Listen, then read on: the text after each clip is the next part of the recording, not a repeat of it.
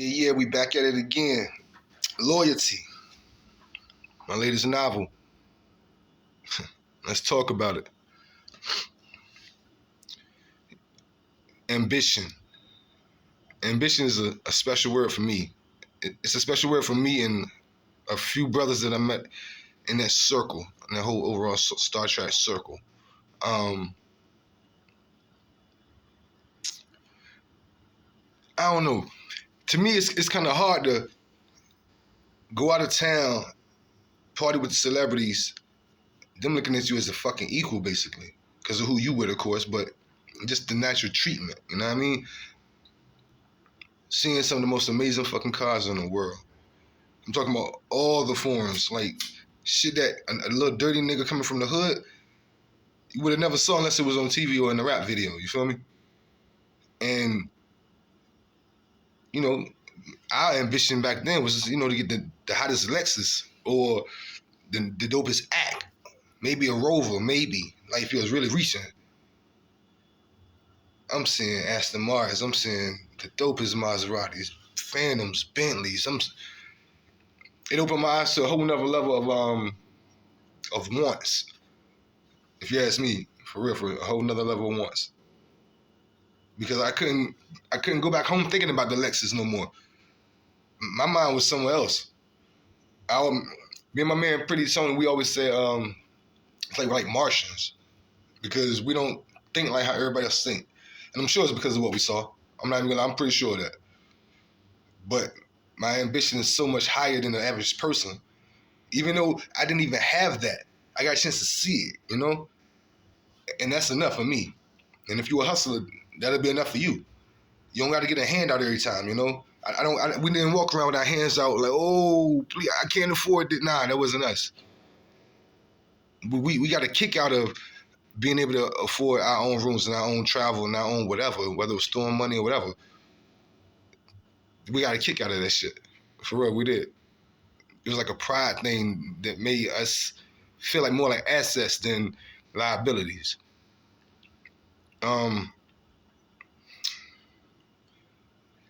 Y'all remember that old spot called Shakespeare's? It was this ill-ass exclusive spot in Virginia Beach called Shakespeare's. After hour spot. I mean, this shit was nice. I mean, of course, in Virginia Beach also you had Trisomes. The Jamaicans had the illest spot in the world. Oh my God. But there was more like I said, Caribbean vibe. You get a chance to blow it down all day. Shakespeare's at this moment, at this time, Shakespeare's was ran, I'm not even sure who was ran by, but it definitely wasn't ran by nobody black. Yo, for real. All the owners of all the clubs down the strip, all the major owners of most of the clubs in Virginia Beach overall, this is where they partied at. This was their Studio 54 then. For real, you had to be a member just to get in flat out, of course. And it was hard as shit to get a fucking membership. I ain't gonna hold you. My ex got one because the fucking valet motherfucking crashed their car trying to park the shit. Like, for real, dead ass. I mean, we was already going there, but I'm just saying that's how my ex-girl got one and shit. But all in all, it was so wild. The ambiance and everything was so cool in there. Yo, for real, you felt like you felt like you was coming amongst something, You might see, and they had the little booths with the curtains and everything. You might see somebody getting coked up, somebody in another booth fucking, somebody smoking hella weed, drink champagne, threesomes, all kinds of wild shit, yo, for real. That shit was, that, like I say, from what I saw, that was Virginia's, or at least Virginia Beach's Studio 54. And I'm sure there's many more of them. I just don't know about it. I'm not a part of that. But at that time, you had to be a somebody just to even go in there. And we had that shit lit. I ain't gonna hold you. We had this shit lit. For real. I definitely enjoyed that spot. After a while, you know how it goes. It's like any other spot. You know what I mean? Shit get burnt out. Before you know it, the Berkeley niggas, they took it over. And before you know, the feds rushed that shit. And it ain't funny because of that, but it's like, damn, we gotta stop with the nigga shit, yo, for real, because we be killing ourselves, yo. Like, if you go legit. And I'm talking about as far as, with your 1-2 and shit, with the money and all. Keep that shit legit. Do your thing over there. Don't mix that shit, yo. God damn. But yeah, Shakespeare's was the spot, yo. And, it's funny as shit because I remember one night, I had hit a lick like maybe the night before that, me and Big B and shit. And my homegirl Tanya came up from Atlanta. And this was back in like shit, like '05 maybe. Yeah, about '05, '04, something like that. But it was funny as hell because I bought up they didn't sell, you had to bring your own liquor, something to that degree. They didn't sell alcohol. They only served champagne and beer, believe it or not. But I believe you could bring your own liquor if I'm not mistaken. And I bought a bottle of champagne, and I was a little heavier then.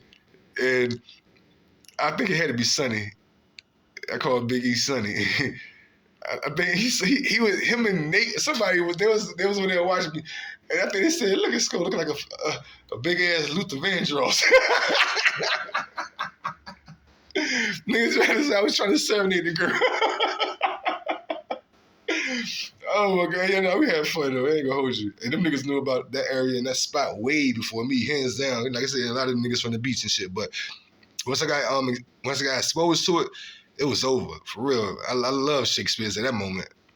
We got into it. I remember times high as fuck off of ecstasy, walking to the goddamn spot, throwing up before I even get there. Still high as a motherfucker. I ain't even gonna hold you. I was nigga. Oh my God.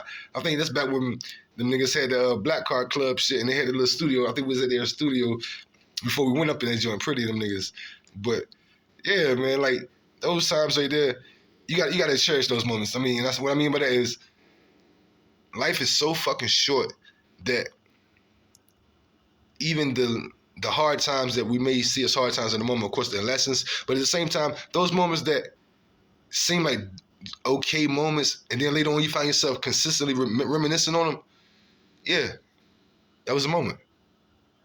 You just didn't appreciate it at that time. But you give yourself a little bit, give yourself a little bit of time. You appreciate it. There's so much shit that we did back then, y'all, for real, man. Like, I miss the hell out of a lot of these dudes. I ain't gonna hold you. I'm gonna say shout out to Milk. Shout out to Mungo. Sean. I call him Mungo. Shout out to my nigga Sonny.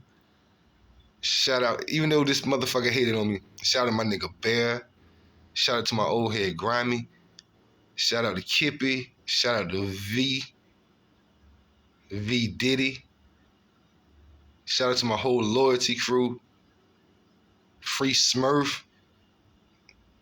Rest in peace, Jungle. Dro, Eastside, Nick.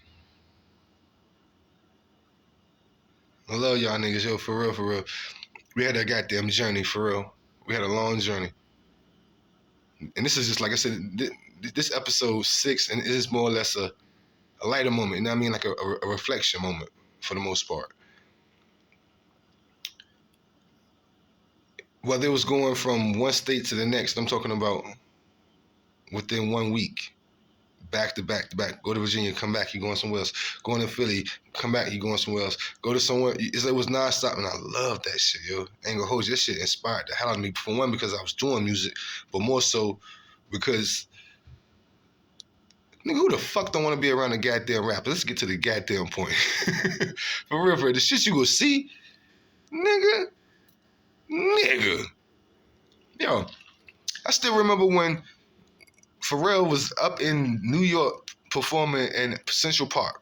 He was performing with Busta Rhymes, Khalees, the Clips, of course. And I stepped off the stage for a moment. I don't know what the fuck. I might have been trying to go to the bathroom, to the concession stand. So, I was a fat boy then, so shit, I sweat from thinking back then, you know what I mean? But I was going somewhere and I saw Wood Harris. For those who don't know who Wood Harris is, he's the dude who played AZ in Paid in Full, as well as a lot of other movies. I mean, pretty famous motherfucker. So at this time, the movie ain't even came out yet, but that shit got crazy bootleg. Like they bootlegged the hell out of this movie, yo. I'm walking by and I see him, and automatically I know I just seen the motherfucking movie like the day before on bootleg. So I walk up to him like, yo, my nigga, you killed that shit. Yo, you killed Paid in Full, dog. This nigga looking like, all right, thanks, man. Like, I'm like, yo, You killed it. I just wanted to say something to the motherfucker. I ain't even gonna hold you. So, he dapped me up, and as I'm walking away, it hit me. Oh, shit. I saw it on bootleg, and he know it. Nigga. Swear to God, I stayed away from him the rest of the goddamn event. Wherever he was at, I was walking the other motherfucking way. I don't give a fuck. If he was coming around the boys, I was at the back of the goddamn crowd. That shit was some embarrassing shit. I ain't gonna hold you. That shit was embarrassing than a motherfucker, yo. But at the end of the day, it's still, like I say, it's a memory. You know what I mean? It's something that I can laugh my ass off about and feel proud that I actually got a chance to experience it. For real. Like I said, those are moments. Those are the things that got me wanting so much more in life. Those are just some of the things. You know what I mean? Just getting a chance to glimpse at it, I want it for myself now, I got a chance to see it because of my boys. Now I want it all because of myself, and I'm going to get it. And that's how you should be thinking, too. If you got any friends that's already up more than you, don't hate on them in any kind of way, y'all. Look at that shit as ambition. I mean, look at that shit as motivation, encouragement. Because that's how I look at the boys. That's how I still look at the boys. Straight up. So, like I said before, my ambition is fucking crazy. My drive is ridiculous, and I'm sure a part of it is due to my association with them niggas. For real, for real. I ain't gonna hold you. That's one thing I gotta say, kudos hands down to my niggas, straight up. My Virginia nigga. You smell me? We can go anywhere, we absorb that shit, And we master and we try to utilize it, For real. Episode 6. Loyalty. Available on Barnes & Noble, Amazon, and all other streaming platforms. Get at me. I'll see you soon. Southside.